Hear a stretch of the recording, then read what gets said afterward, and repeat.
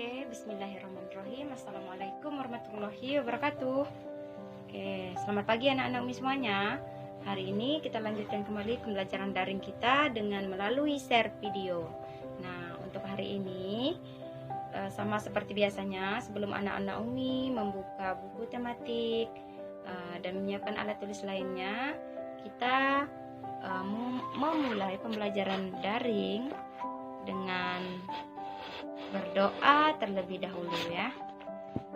Berdoa sama-sama. Bismillahirrahmanirrahim. Rabbi shrahli sadri wa yassirli amri wahlul 'uqdatam min lisani yafqahu qawli. Rabbi zidni ilma warzuqni fahman. Amin ya rabbal alamin. Oke, hari ini buka buku tematiknya di halaman 71. Halaman 71 melanjutkan yang kegiatan kemarin. Kemarin kita sudah menanyai apa kesukaan makanan teman-teman ya, dan juga apa yang terkandung pada makanan tersebut, apakah zat gizi pengatur tubuh, zat gizi pembangun tubuh, atau zat gizi sumber tenaga. Nah, perhatikan di kegiatan ayo menalar. Di sini kegiatan ayo menalar perhatikan ya, anak-anak Umi juga baca ayo menalar. Nah, kamu sudah tahu mengenai apa itu 3J? 3J adalah jumlah, jenis, dan jadwal ya. Jumlah, jenis makanan, dan jadwal. 3J di sini untuk mengatur pola makanan kita di hari-harinya seperti apa ya. Jumlahnya berapa, jenisnya apa, jadwalnya seperti apa. Nah, bagaimana mengatur pola makanan yang baik itu harus dibuat jadwal. Dengan apa? Adanya sarapan pagi atau disertai kudapan pagi ya, snack pagi, makan siang, kemudian kudapan sore, snack sore, atau selanjutnya makan malam. Jadi ada 3 waktu, 3 kali dalam sehari makan. Nah, kenapa kegiatan makan pagi atau sarapan pagi itu sangat penting? Karena sarapan pagi itu sangat bermanfaat sebagai sumber energi bagi kita untuk melakukan aktivitas di siang hari.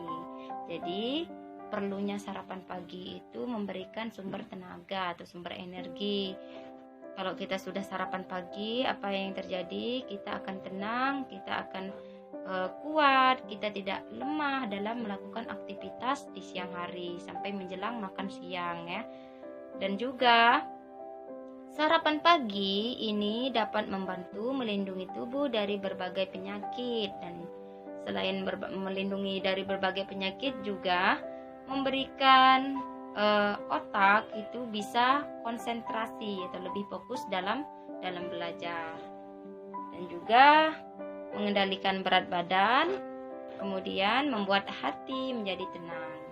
Ya, jadi sangat diperlukan bahwasanya kita harus sarapan pagi, apalagi anak-anak Umi pada masa pertumbuhan dan perkembangan sekarang ya, sangat butuh sekali sarapan pagi supaya tidak lemah, supaya tidak sakit ya, seperti itu. Tapi jangan juga berlebihan sarapannya ya. Kalau berlebihan nanti kebawaannya juga apa yang terjadi? Kita akan malas-malasan kalau sangat banyak makan pagi-pagi itu ya. Kita akan menjadi malas mengerjakan apa-apa kalau sudah berlebih dari porsi yang sudah ditentukan. Kemarin kan sudah kita belajar 25% ya, sebanyak seperti itu di pagi hari, di siang hari kemarin. Nah, halaman 72 ada kolom ya. Di sini ada kolom kosong dengan pertanyaannya, menurutmu apa yang akan terjadi bila kamu tidak sarapan sebelum berangkat ke sekolah? Apa yang terjadi? Maka anak-anak Umi belajarnya tidak fokus, kemudian tubuhnya akan lemah, kemudian apalagi Kalau tidak sarapan, kita akan lapar ya tentunya. Dan pertumbuhan dan perkembangan kita juga pada seusia sekarang itu tidak akan baik kalau sudah membiasakan tidak sarapan.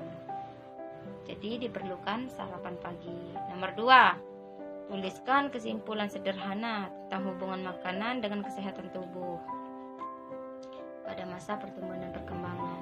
Ya, kesimpulannya apabila makanan yang dikonsumsi itu sesuai dengan kandungan gizi-gizi yang telah ditentukan, pertumbuhan dan perkembangan juga akan baik. Apa Umi? Misalnya yang sesuai dengan mengandung gizi-gizi itu cukup, misalnya 4 sehat 5 sempurna ya, cukup ada kaliumnya, ada zat besinya, ada proteinnya dan lain sebagainya. Dan intinya kita juga jangan berlebihan, karena sesuatu yang berlebihan itu juga tidak boleh. Apa yang terjadi kalau berlebihan? Misalnya kebanyakan akan mengakibatkan kita pertumbuhan dan perkembangannya tidak baik. Kolesterolnya atau lemaknya itu akan menumpuk sehingga kita akan kegendutan, gendut ya, nggak ideal tubuhnya kalau sudah berlebihan. Jadi makanan itu sangat berpengaruh untuk pertumbuhan dan perkembangan kita. Nah, untuk di halaman 72 yang kegiatan ayo lakukan itu belajar PJOK. Jadi kita lewatkan ya. Ini belajarnya dengan Ustadz Darli. Kita langsung ke halaman 73. Lihat, di halaman 73 itu ada kegiatan HOTS. High Order Thinking Skill, berpikir tingkat tinggi. Apa yang harus kita pikirkan?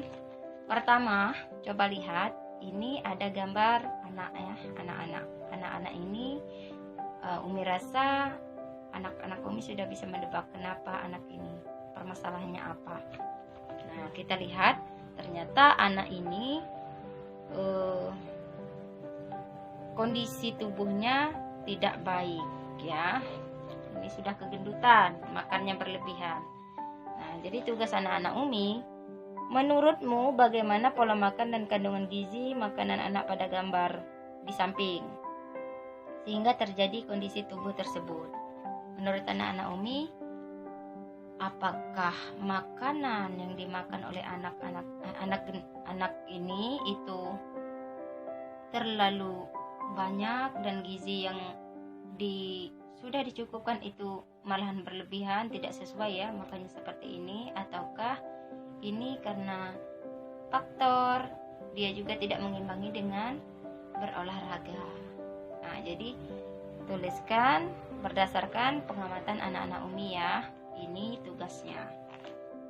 Nah, sekarang di bawah sini kolomnya ada rangkuman. Rangkuman bisa dibaca sendiri ya. Kemudian ada kegiatan refleksi. Oke, kegiatan refleksi itu ada beberapa pertanyaan.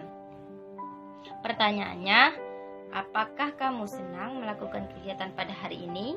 Ya, pada proses belajar kita ya. Kalau iya, tulis iya. Nomor 2, kegiatan apa yang kamu senangi? Nah, kegiatan apa? Apakah kalian senang mengetahui, ternyata Umi belajar komponen-komponen gizi telur itu sebagai sumber pembangun tubuh karena banyak mengandung protein, seperti itu ya. Pelajaran tentang gizi-gizi yang terkandung dari pada makanan Umi, seperti itu jawabannya.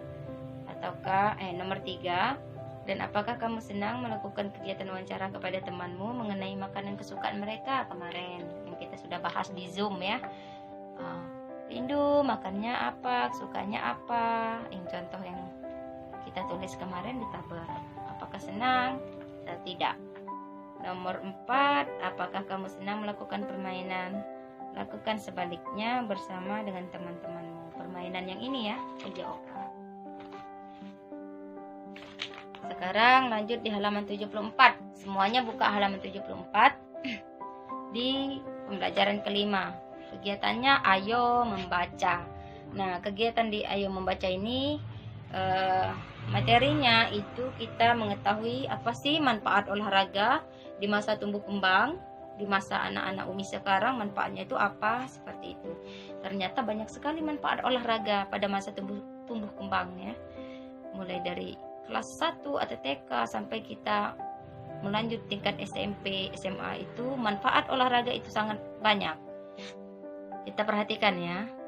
Untuk anak usia 7 sampai 12 tahun, olahraga sangat bermanfaat bagi perkembangan. Ya, baik perkembangan secara biologis maupun perkembangan secara psikologis. Biologis itu tubuh, psikologis itu kedewasaan kita ya. Cara berpikir, menghadapi masalah, dan lain sebagainya. Dengan berolahraga, fisik akan terlatih sehingga tubuh menjadi lebih kuat dan tidak mudah sakit. Nah, kalau kita sudah biasa dalam seminggu sekali olahraganya, kita membiasakan hal tersebut, maka fisik kita akan terjaga, kita tidak akan mudah lemah, kita akan menjadi orang yang kuat dan tidak mudah terserang penyakit. Kalau itu dibiasakan olahraga seminggu sekali. Jadi sangat bermanfaat, apalagi pada masa usia anak-anak Umi sekarang. Jika makannya banyak tidak diimbangi dengan olahraga dalam seminggu sekali, apa yang terjadi? Maka akan yang terjadi adalah penumpukan lemak pada tubuh. Akan terjadi banyaknya kolesterol, maka tubuh akan tidak berkembang dengan baik. Terjadinya kita obesitas seperti itu. Nah, di sini dijelaskan ada 5 manfaat berolahraga. 1. Membantu memelihara kesehatan. Nah, jika kita sering berolahraga rutin seminggu sekali, maka olahraga tersebut membantu kita memelihara kesehatan. Apa? Kita tidak mudah terserang penyakit, kita tidak akan mudah lemah, kita tidak akan mudah loyo seperti itu ya. Otot-otot kita itu selalu digerakkan, kaki, tangan, otak disuruh berpikir, maka tumbuh kembang juga kita akan baik, kesehatan juga akan baik. Nah, 2, baik untuk pertumbuhan. Nah, pertumbuhan sekarang ya, anak-anak Umi itu lagi masa-masanya pertumbuhan. Jadi kalau olahraganya dalam seminggu sekali itu rutin, pertumbuhannya juga akan baik. Di dalam tubuh itu banyak sekali ya organ-organ sel tubuh, jaringan, sel-sel, hormon. Nah, apabila kita sering melakukan olahraga dan rutin seminggu sekali, hormon yang ada di dalam tubuh itu akan berfungsi dengan baik, merangsang tubuh dan meningkatkan pertumbuhan yang sehat. Nah, seperti itu. Nomor 3, menumbuh kembangkan sifat sosial di kalangan masyarakat. Menumbuh kembangkan apa coba? Menumbuh kembangkan itu olahraga. Kita kan di dalam olahraga itu pasti adanya permainan-permainan. Nah, di permainan itu tidak mungkin kita sendiri yang melakukan atau individu. Kita biasanya dengan tim atau berkelompok. Dengan adanya tim tersebut, maka akan terjalin kerjasama ya, diskusi, komunikasi sama teman yang kita sekelompok kita. Nah, terjalinnya sifat sosial di kalangan masyarakat seperti itu. Adanya hubungan, adanya kerukunan ya, seperti itu.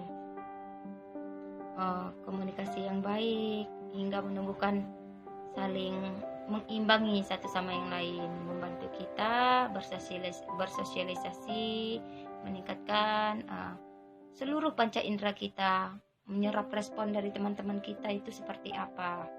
Apakah ego kita sendiri yang mau diturutin misalnya? Tidak. Ketika kita mulai bergabung menjadi tim atau kelompok, maka kita akan tergerak menerima pendapat-pendapat teman-teman kita. Kita harusnya seperti apa biar menang ya melawan yang lain, seperti itu. Atau kita bagaimana strateginya supaya kita bisa kompak ya, jangan ada yang egois. Nah, itu adalah meningkatkan sifat sosial di kalangan masyarakat, khususnya di teman-teman sebaya kalian ya. Nah, nomor 4 itu menjaga kesehatan jantung. Jantung itu akan lebih maksimal apabila kita selalu beraktivitas. Apa yang dilakukan jantung? Itu memompa darah. Darah itu dipompa oleh jantung dan akan salurkan ke semua sel-sel yang ada dalam tubuh. Dengan bantuan kita sedang beraktivitas, kita olahraga, lari, nah seperti itu, jantung kita akan semakin kencang, bekerja dengan kuat. Apabila kita biasanya ya jogging misalnya, semakin kita cepat lari, semakin juga jantung akan bekerja dengan keras, seperti itu. Proses pekerjaan jantung itu akan dibantu dengan adanya rutinnya kita olahraga. Organ-organ di dalam tubuh juga itu bekerja ya, mereka juga melakukan aktivitas.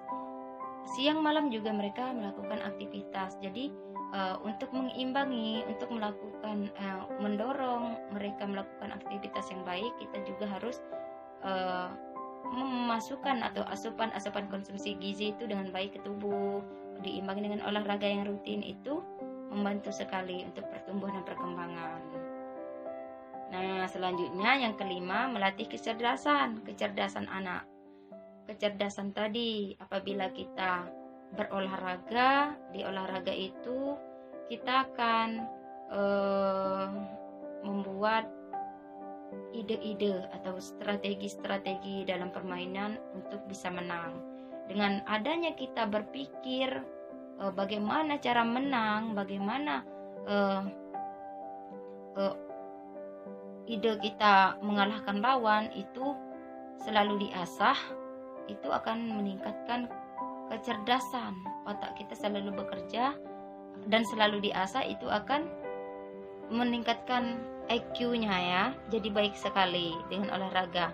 Olahraga ini kan biasanya dengan tim tadi. Jadi bagaimana cara kita dengan tim itu membuat strategi, itu sudah akan mengatur otak kita berpikir tingkat tinggi, seperti itu ya, berpikir kritis, berpikir kita harus menang dengan cara apa. Nah, cara kita berpikir tersebut itulah akan melatih terus-menerus kecerdasan yang ada pada diri kita. Nah, selanjutnya 5 manfaat olahraga ya. 5 manfaatnya itu ada 5. Kemudian kamu perhatikan di kolomnya ada tabel ini. Perhatikan. Kamu sudah memahami manfaat olahraga pada masa pertumbuhan dan perkembangan anak usia di sekolahmu ya. Nah, sekarang untuk itu anak-anak Umi kelompokkan manfaat olahraga tersebut berdasarkan pengaruh pertumbuhan atau perkembangannya. Tuliskan hasil pengelompokanmu pada tabel berikut. Pengaruh olahraga dalam pertumbuhan. Dari sini ya kita kelompokkan. Pengaruh olahraga dalam perkembangan. Nomor 1, pengaruh olahraga dalam pertumbuhan itu adalah komponennya, perhatikan, membantu memelihara kesehatan. 1 ya. Nomor 2, tulis baik untuk pertumbuhan. Dan nomor 3-nya menjaga kesehatan jantung. Kemudian itu ya 1,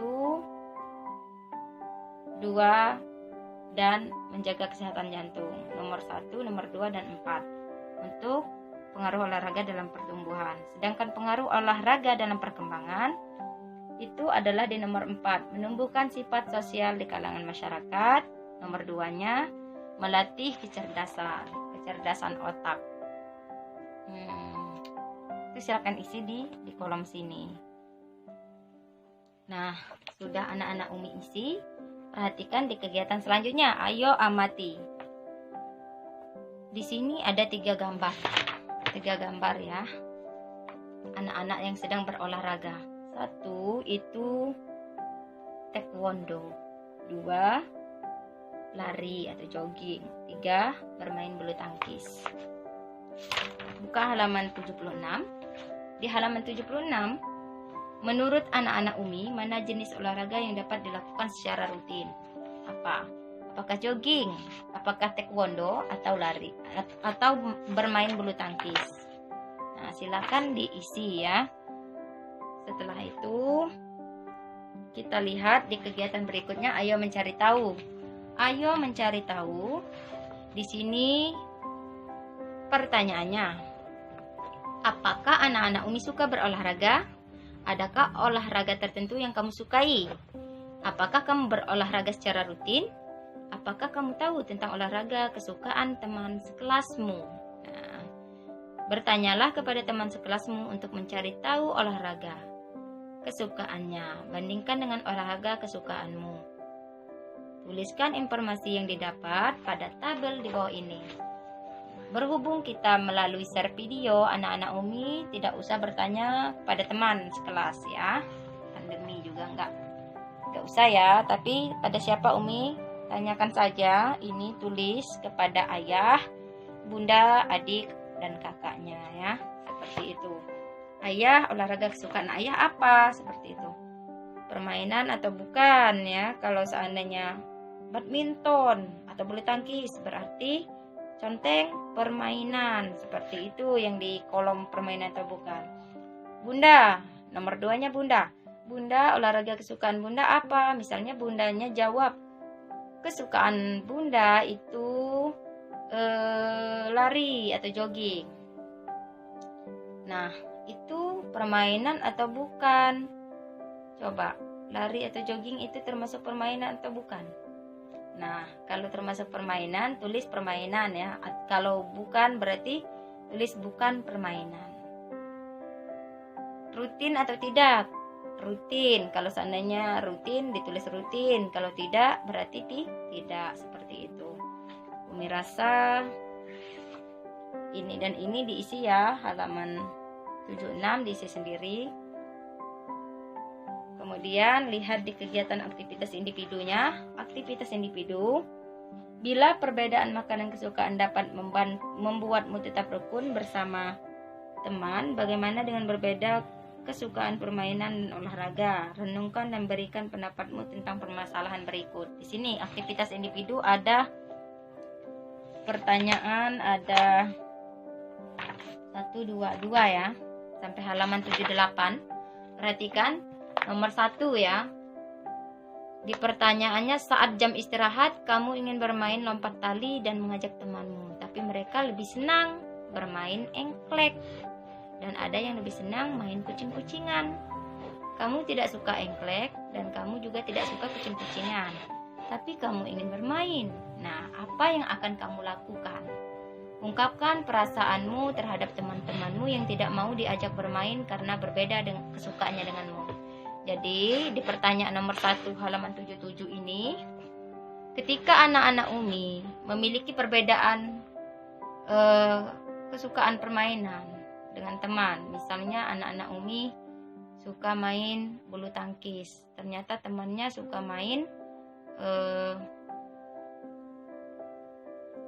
main futsal. Apa coba? Bagaimana anak-anak Umi menyikapi perbedaan tersebut? Ataukah kita marah dengan teman kita karena dia tidak mau diajak bermain bulu tangkis sedika?